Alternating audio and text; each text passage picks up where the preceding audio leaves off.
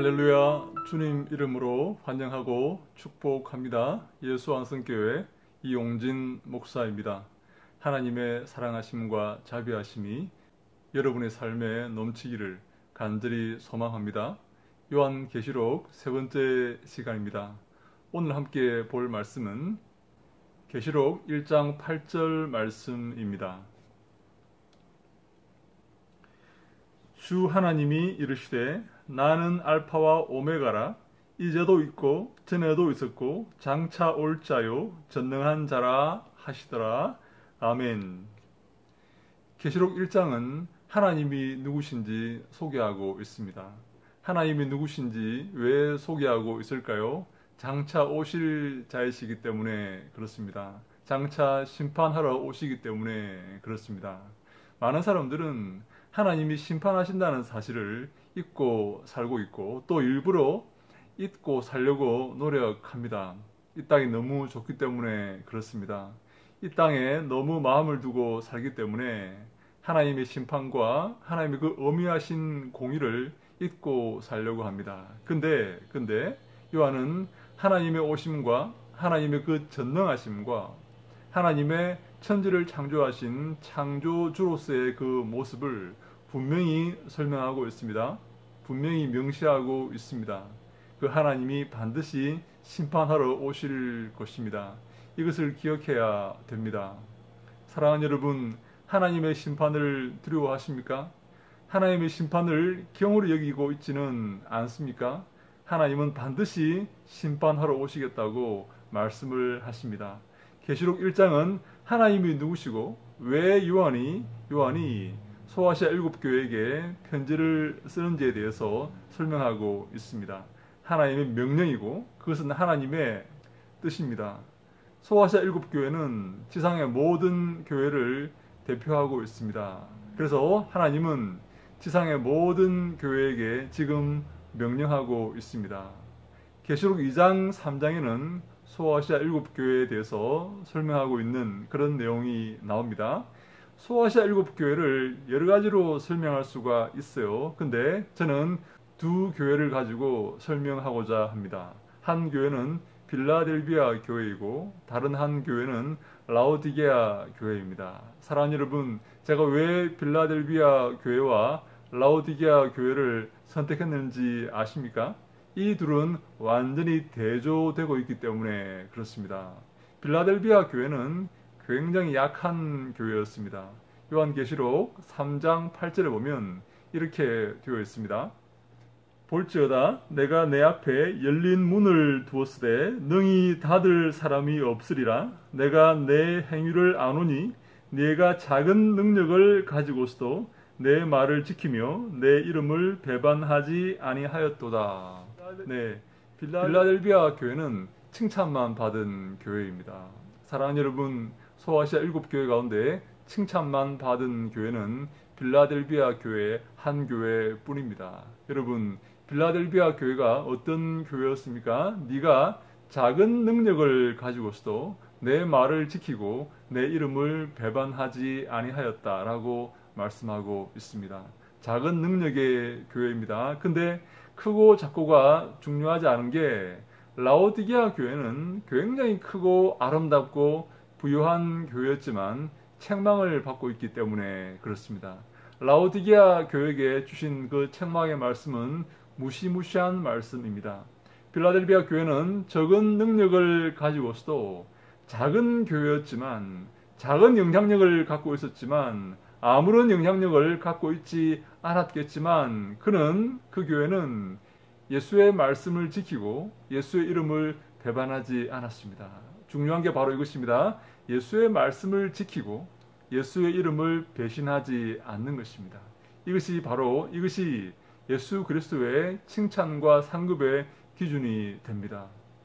근데 라오디게아 교회에게 예수님은 어떤 말씀을 주십니까? 가장 크고 아름답고 부유한 교회라고 할 수 있는 라오디게아 교회에게 주신 말씀은 요한계시록 3장 20절에 나옵니다.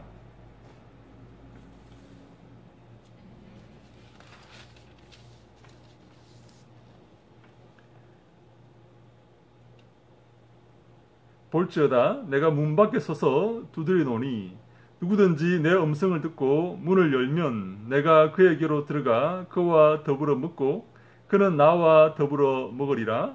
21절 이기는 그에게는 내가 내 보좌에 함께 앉게 하여 주기를 내가 이기고 아버지 보좌에 함께 앉은 것과 같이 하리라. 귀 있는 자는 성령이 교회들에게 하시는 말씀을 들을지어다. 아멘. 20절에 보니까 라오디게아 교회가 문을 닫고 있습니다. 그래서 예수님께서 그 교회에 들어가지 못하고 있어요. 그 교회는 누구의 것입니까? 누구의 교회입니까? 예수 그리스도의 교회 아닙니까? 근데 라오디게아 교회, 큰 교회, 부유한 교회, 정말 이름 있는 교회인 라오디게아 교회는 문을 굳게 닫아 걸고 예수 그리스도를 구주로 영접하지 않았습니다. 그들만의 리그, 그들만의 교회를 이루고 그들만의 세계를 이루면서 기뻐하고 즐거워하며 쾌락을 즐기며 살고 있었던 것입니다. 그래서 예수님은 문 밖에 서서 라오디게아 교회 문 밖에 서서 두드리고 있습니다. 문을 열라. 그 교회는 내 교회다. 내가 주인 되어야 한다. 문을 열라. 내가 들어가겠다라고 말씀을 하시는 것이죠. 근데 라오디게아 교회는 문을 열 생각이 없어요. 요즘 많은 대형 교회들이 그런 모습을 보이고 있지 않습니까?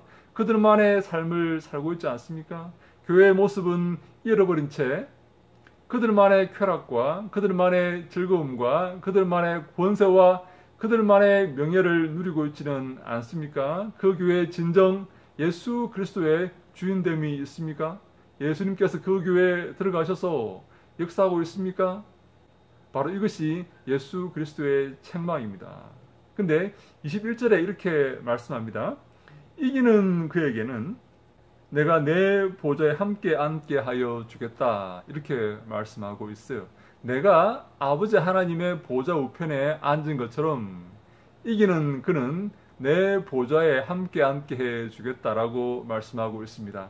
이긴다는 말이 무슨 말입니까? 어떻게 하면 이기는 것입니까? 이 많은 이단들이 나와서 자기가 이긴 자라고 이렇게 거짓말을 하는 것을 보지 않습니까? 이기는 것이 무엇입니까? 어떻게 하는 것이 이기는 것입니까? 예수 그리스도를 마음을 열고 예수 그리스도를 구주로 영접하는 것입니다. 나는 내려오고 예수 그리스도가 내 마음 가운데 내 삶 가운데 주인 되는 것입니다. 그것이 이기는 것입니다. 그렇게 하는 자가 이긴 자입니다. 그렇게 하는 자가 이긴 자이고 그렇게 하는 자가 예수 그리스도의 보좌에 함께 앉게 될 것입니다. 마치 예수께서 하늘 보좌 우편에 앉아 계시는 것처럼 이긴 자는 예수 그리스도를 마음속에 구주로 모시고 내 삶 속에 구주로 모시고 내 삶의 주인으로 모시고 나는 종이 되어서 예수 그리스도를 전심으로 섬기는 삶, 그런 사람이 이기는 사람입니다. 그런 사람이 예수 그리스도의 보좌에 함께 앉게 될 것인데요. 여러분, 이것이 얼마나 큰 대조인지를 아시겠습니까? 필라델비아 교회는 너무나 작은 교회였지만 영향력이 미미한 교회였지만 그는 예수 그리스도의 말씀을 지키고 예수 그리스도를 구주로 고백하고 예수 그리스도의 이름을 배반하지 아니하여서 칭찬받았지만 너무나 큰 교회인 너무나 어마어마한 교회인 라오디게아 교회는 예수 그리스도를 마음에 구주로 영접하지 않아서 큰 책망을 받고 있는 것입니다. 이제 4장부터 이제 5장, 6장, 7장 계속 인의 비유와 나팔의 비유 그리고 대접의 비유를 통해서 심판이 예고되어 있습니다. 심판이 벌어질 것입니다. 그것은 교회들이 회개하지 않았기 때문에 그렇습니다. 사랑하는 여러분, 하나님은 우리 교회가 회개하지 않는다고 그렇게 말씀하고 계십니다. 여러분은 잘하고 있다고 생각하십니까? 여러분은 스스로 하나님의 그 시험대에서 올바르게 아름다운 모습으로 드러나리라고 생각합니까?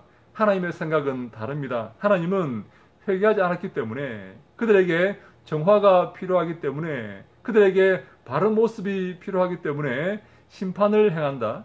그들에게 징벌을 행한다. 라고 말씀을 하시는 것입니다. 그래서 5장부터 계속 하나님의 심판이 예고되고 실제로 하나님의 심판이 이루어집니다. 사랑하는 여러분, 하나님께서 우리에게 원하시는 것은 무엇입니까? 19절에 보면 무릇 내가 사랑하는 자를 책망하여 징계하노니 그러므로 내가 열심을 내라 회개하라 라고 말씀하고 있습니다. 하나님이 사랑하시기 때문에, 하나님이 교회를 사랑하시기 때문에 회개하라, 열심을 내라, 책망한다, 그렇게 말씀하시는 것입니다. 하나님 우리를 책망하십니다. 여러분, 내가 아무 잘못이 없는데 마귀가 나를 공격한다고 생각하지 않습니까? 묵시문학의 전형적인 그 구조가 바로 그런 것입니다. 그런데 요한은 바로 그 묵시문학의 틀을 깨고 있습니다. 너가 잘못한 것이 없는데 고난 당한 것이 아니다.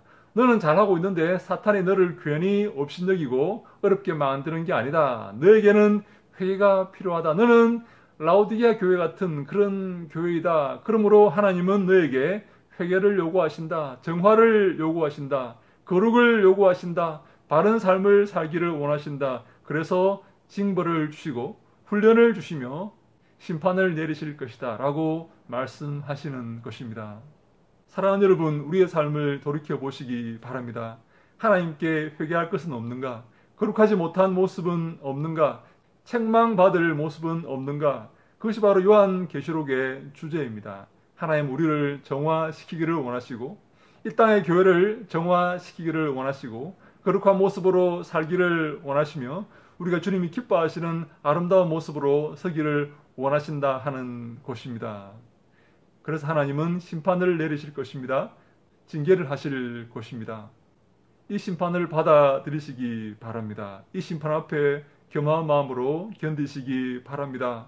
이 심판 앞에서 내 마음문을 열고 예수 그리스도를 구주로 영접하면, 그러한 삶을 살면 이기는 자가 되어서 14만 4천 명 안에 들어갈 것이지만, 물론 제가 나중에 14만 4천이 무엇을 의미하는지 설명할 것입니다. 구원받는 자가 될 것이지만 이 심판 앞에 불평하고 원망하여서 이 심판을 통과하지 못하면 영원한 지옥에 떨어지게 될 것이다 라고 요한계시록은 우리에게 설명하고 있습니다. 하나님은 우리에게 징계를 내리실 것입니다. 우리를 훈련하시고 연단하실 것입니다. 그 기간을 감사히 받으시기 바랍니다. 그리고 예수 그리스도를 내 구주로 영접하는, 내 교회의 구주, 내 삶의 구주로 영접하는 좋은 계기로 삼으시기 바랍니다. 그것이 바로 요한계시록의 메시지입니다. 이러한 싸움에서 승리하여서 예수 그리스도를 내 삶의 구주로 모시는 이긴 자가 되어서 주님께 칭찬받는 우리 모두가 다 될 수 있기를 예수님 이름으로 간절히 축원합니다. 할렐루야, 샬롬.